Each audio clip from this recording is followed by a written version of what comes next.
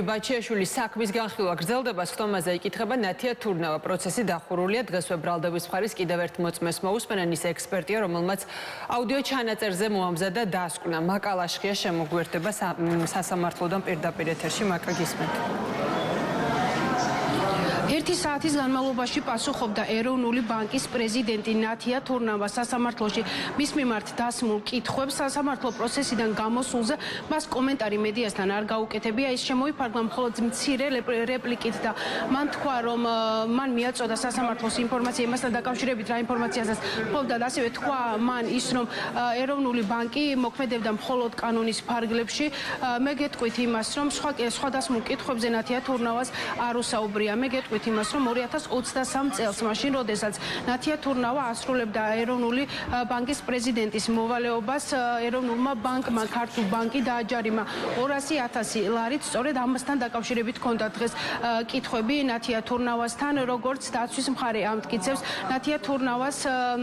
ნათია თურნავამ კანონდარღვევად მიიჩნია ის ხელშეკრულება, რაც გაფორმდა აღნიშნულ საქმესთან დაკავშირებით. გიორგი ბაჩიაშვილმა პროცესის დაწყებამდე თქვა, რომ ნათია თურნავასთან მას ეკნებოდა კითხვები იმასთან დაკავშირებით, რომ დოკუმენტებით თუ გამოიკვეთა და თუ არის მსგავსი დოკუმენტები ნათია თურნავას ხელთ, სადაც ბიძინა ივანიშვილი როგორც ინვესტორი ისე არის წარმოჩენილი აღნიშნულ საქმეში.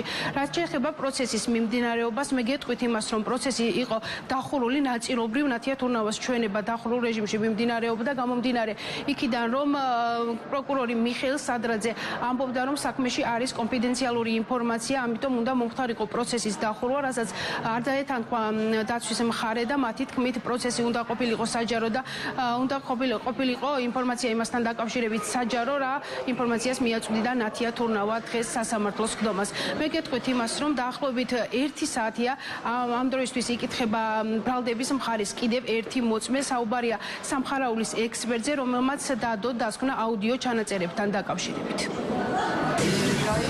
სამართლის გადაწყვეტილებით, ამიტომ დეტალებზე საუბრისგან ხავშებით.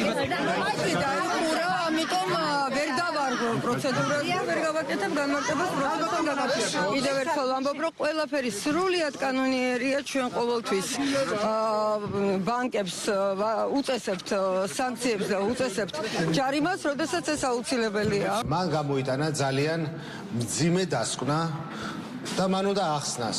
იგი არის გამოძალვის და ამ კრიმინალური შურისძიების თანამონაწილე, თუ მას მართლაც აქვს რამე ობიექტური ინფორმაცია, რაზეც შეიძლებოდა ის დახმარება. ივანიშვილის ბანკს ვერც დააჯარიმებდა, ვერც ნათია თურნავა და ვერც ერთი სხვა ეროვნული ბანკი. მხოლოდ დააჯარიმებდა იმ შემთხვევაში, თუ კი ეს დასჭირდებოდა ივანიშვილს. და ეს არის სწორედ ის შემთხვევა, როდესაც ეს ივანიშვილს დასჭირდა.